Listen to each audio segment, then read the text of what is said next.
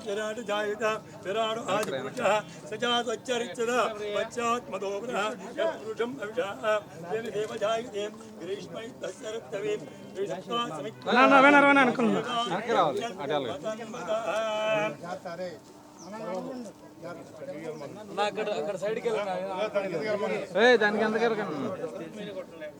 सर्वे क्षाय सकुलायास्तु मंगलम शिवाय परमात्मने सर्वदेवस्याय नमो नारायणाय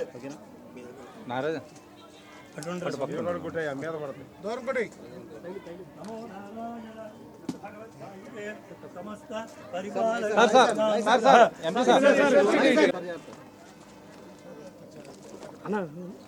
ఓకే సార్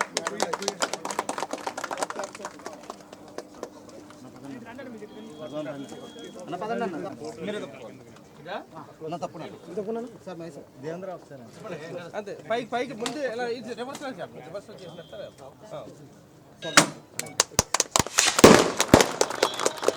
వేదిక మీద ఆమోదిస్తుందిగా మరీ ముఖ్యంగా ఆమోదిస్తున్నాం. అలాగే ఏలూరు పార్లమెంట్ సభ్యులు యువ నాయకుడు శ్రీ పుట్ట మహేష్ యాదవ్ గారిని వేదిక మీద ఆమోదిస్తుందిగా మరీ మనం మనందరి తరపున స్వాగతం పలుకుతున్నాం. అలాగే మన ఏలూరు పార్లమెంటు సభ్యులు శ్రీ పుట్ట మహేష్ యాదవ్ గారిని కూడా సాధు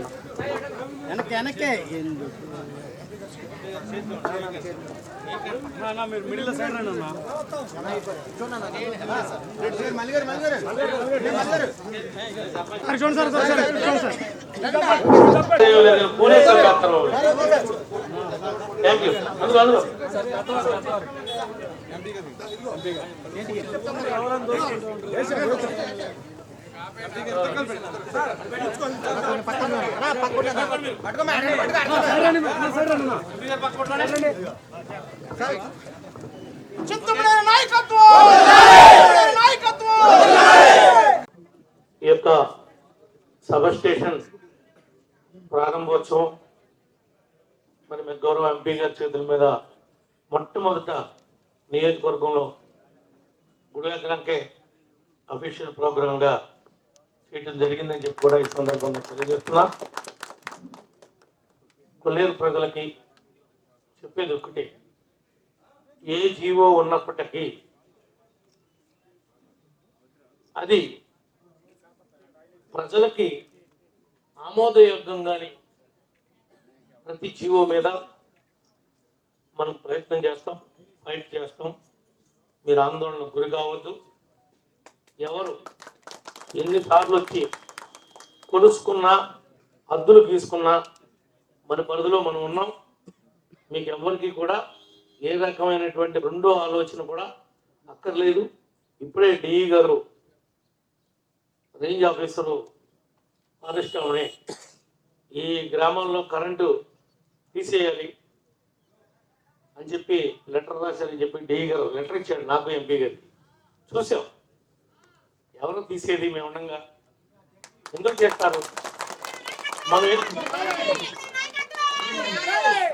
మనం ఏం తప్పు చేసాము? మనం కొల్లేరులో పుట్టడమే ఒక నేరమా అని అడుగుతున్నాం. మనం చేసిన తప్పులు కావు ఇవి. మీరు చేసినవి కావు, మేము చేసినవి కావు. గత ప్రభుత్వమే, గత పాలకులే బలవంతంగా చేపల చెరువులు తవ్వించి చేపలను అలవాటు చేసిందే ప్రభుత్వం. ప్రజలంటే ఎవరో ప్రభుత్వం. ప్రజల మనోభావాలు తగ్గట్టుగా పాలకులు నడుస్తారు. ప్రధానమంత్రి గారు ఖాళీగా లేరు. ఎంపీ గారు కొల్లేరు ప్రజలని తీసుకుని వెళ్ళి ఎమ్మెల్యే గారు, ఎంపీ గారు తీసుకెళ్ళి కలవటానికి. కానీ ఏ మాట అయితే ఇచ్చామో నేను కానీ, మన గౌరవ ఎంపీ గారు కానీ, గౌరవ ముఖ్యమంత్రి గారు కానీ, ఉప ముఖ్యమంత్రి గారు కానీ కొల్లేరు ప్రజలకి రక్షణ కవచంలాగా ఉండే బాధ్యత మా మీద ఉంది. మా మీద మీ నమ్మకాన్ని ఒమ్ము కాకుండా చూసుకునే బాధ్యత మాది అని చెప్పి కూడా కొల్లేరు సంఘం నాయకులు సైన్స్ సత్యనారాయణ గారికి పదే పదే తెలియపరుస్తున్నామని చెప్పి కూడా ఈ విషయాన్ని ఈ సభ ద్వారా మీ అందరికి కూడా తెలియజేస్తా ఉన్నాం. ఇంకా ఇతర విషయాలు ఏమైనా ఉంటే మాట్లాడదాం. నిన్న కాక మొన్న గుడివాకలంక నుంచి ప్రతిగూడలంక దాకా ఉన్న రోడ్డుకి ₹1.5 కోటి నిధులు శాంక్షన్ చేశాను. అవి కూడా పూర్తి చేపిస్తా. ఇప్పుడే తుమ్మ పీకలు వస్తున్నాయి. ఆ మొక్కలు పెద్దవి అయితే రోడ్డుకి మన వెళ్ళేవాడికి ఇబ్బంది అవుద్ది. ఇమీడియట్గా మిషన్లు పెట్టి జేసీబీలు మొత్తం ఏడుతో సహా ఎక్కడికక్కడ గుట్లు పెట్టాలి, పీకేసి వదిలేయటం కాదు. ఆ గుట్లన్నింటినీ ఎండిపోయిన తర్వాత తగలబెట్టాలి. రోడ్డు పరిశుభ్రంగా నీట్గా ఉండాలి. గ్రామ పంచాయతీ పంచాయతీ లిమిట్స్లో వాళ్ళు బాధ్యత తీసుకుని R&B మీద ఉన్నటువంటి ఏ మొక్క ఏళ్ళతో పీకపోయినా ఊరుకోండి. అవన్నీ గుట్లు పెట్టిన తర్వాత నన్ను పిలవండి, నేను ఒక్కసారి మళ్ళీ వచ్చి చూసి వెళ్తాను. ఈ వేసవ కాలంలోనే టెండర్ పిలిచి ఆ రోడ్డు కూడా కంప్లీట్ అయ్యేటట్టుగా చర్య చేపడతామని చెప్పి కూడా ఈ సందర్భంగా మేము తెలియజేస్తున్నాం. మీ గ్రామానికి అడిగినటువంటి గుడివాకలంక గ్రామానికి అడిగినటువంటి షిఫ్ట్ ఆపరేటర్ పోస్ట్ కూడా 7 గ్రామానికే ఒక్క పైసా కూడా తీసుకోకుండా ఇవ్వడం జరిగిందని చెప్పి కూడా గౌరవ ఎంపీ గారి సమక్షంలో తెలియజేస్తా ఉన్నాం.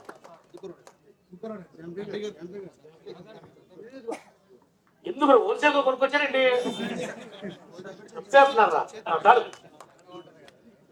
గౌరవ ఎంపీ గారిని మన యొక్క కొల్లేరు ప్రజలను ఉద్దేశించి ఆయన యొక్క అమూల్యమైన సందేశం ఇవ్వాల్సిందిగా కోరుతున్నాను. ఇవాళ కొల్లేరుకి ఇదే ఫస్ట్ టైం మేము రావడం, అది కూడా బిందలూరులో ఇవాళ సబ్స్టేషన్ 5 MVA నుంచి 8 MVAకి కన్వర్ట్ చేసి ఇంకా కొంచెం బెటర్, ఎప్పుడు కూడా అది షట్ డౌన్ అవుతుంటే దాన్ని మళ్ళీ బెటర్మెంట్గా చేసి ఇవాళ దాన్ని మళ్ళీ ఎప్పుడు కూడా ప్రాబ్లం లేకుండా, మీకు కరెంట్కి ప్రాబ్లం లేకుండా చేసినందుకు ఈ గారికి కూడా అలాగే ఎమ్మెల్యే గారికి కూడా ధన్యవాదాలు తెలుపుకుంటున్నాను. అలాగే ఇవాళ మీరు కొల్లేరు వాళ్ళందరూ కూడా ఒకటి మనసులో ఉంది, నాకు కూడా దీని గురించి ఎందుకంటే మీకు ఒకసారి ఎక్స్ప్లెయిన్ చేయాలి. ఇది ఇవాళ మీ ఎమ్మెల్యే గారు కూడా చాలా తెలివైన వాళ్ళు, ఎందుకంటే నన్ను అబ్జర్వ్ చేస్తూ ఉన్నారు. ఈ ఎంపీ మనకు పనికొస్తాడా పనికిరాడా, ఉపయోగం ఉంటాడా ఉపయోగం లేడా అన్నీ అబ్జర్వ్ చేస్తూ ఉన్నారు. ఆయన చేసి మొన్న అలాగే మేమందరం కూడా ఎమ్మెల్యే గారు అయినా కానీ మేము అందరం కలిసి మన సీఎం గారి దగ్గరికి వెళ్ళి మా ఇష్యూని, మా కొల్లేరుకి ఎప్పుడో నుంచి ఉండే ప్రాబ్లమ్ని సీఎం గారి నోటీస్ తీసుకొని వెళ్ళడం జరిగింది. సీఎం గారు కూడా అధికారులకి అలాగే డిప్యూటీ సీఎం గారికి ప్రతి ఒక్కరికి ఆదేశాలు ఇవ్వడం జరిగింది. ఈ కొల్లేరు శాశ్వత పరిష్కారం గురించి మీరు వర్కౌట్ చేయమని చెప్పి అధికారులకు చెప్పడం జరిగింది. ఇవాళ కోర్టులో ఎవరో పిటిషన్ వేయడం వల్ల మనకు మళ్ళీ ఈ ప్రాబ్లం రావడం జరిగింది. ఇవాళ మీకు మళ్ళీ ఒక్కసారి ఎక్స్ప్లెయిన్ చేయాలి, కొల్లేరులో జనాలందరికీ కూడా ఎక్స్ప్లెయిన్ చేయాల్సిన అవసరం ఉంది మా మీద. ఇవాళ ఈ 5 ఏళ్లలో ఈ కొల్లేరుని కొంచెం పట్టించుకుంది, ఆ కోర్టు ఇష్యూని కొంచెం సాల్వ్ చేసినంటే ఇవాళకెలో కొలికి వచ్చిండేది.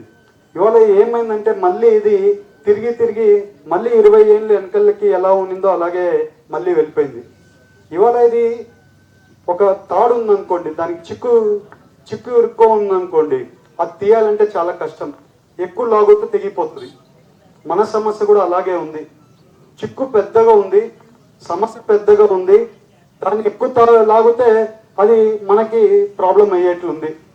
దీని గురించి అంతా కూడా మేము అవగాహన చేసుకుంది. దీన్ని ఒక్కొక్క చిక్కు జాగ్రత్తగా తీసుకుంటూ రావాలి. కొంచెం టైం పడుతుంది.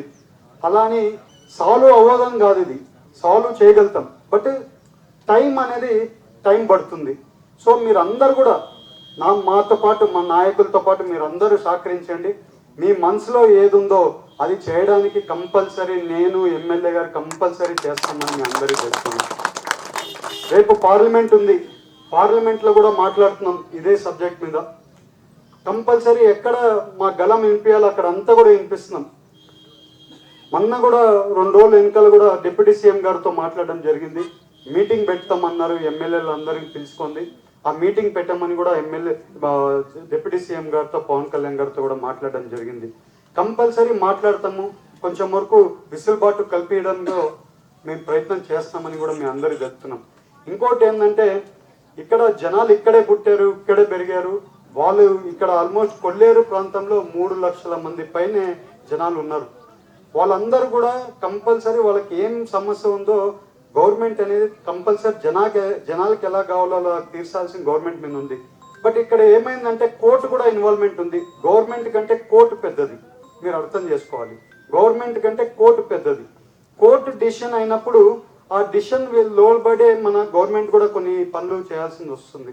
సో ఇవాళ 2 విషయాలు ఉన్నాయి దీంట్లో. ఒకటి కోర్టు ఇన్వాల్వ్మెంట్ ఉంది, మన గవర్నమెంట్ కూడా ఉంది.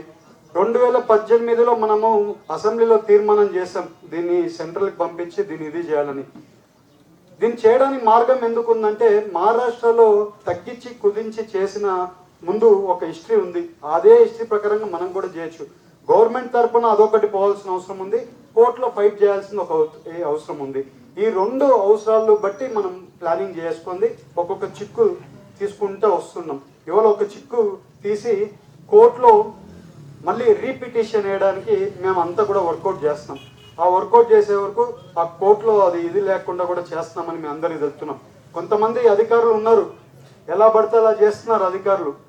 బట్ మనము మన ఇష్ట ప్రకారంగా వాళ్ళతో చేయడానికి లేదు కాబట్టి వాళ్ళకు కూడా కోర్టు ఆర్డర్లు ఉన్నాయి కాబట్టి వాళ్ళు కూడా వాళ్ళ సిస్టమ్స్ ఫాలో అవుతున్నారు.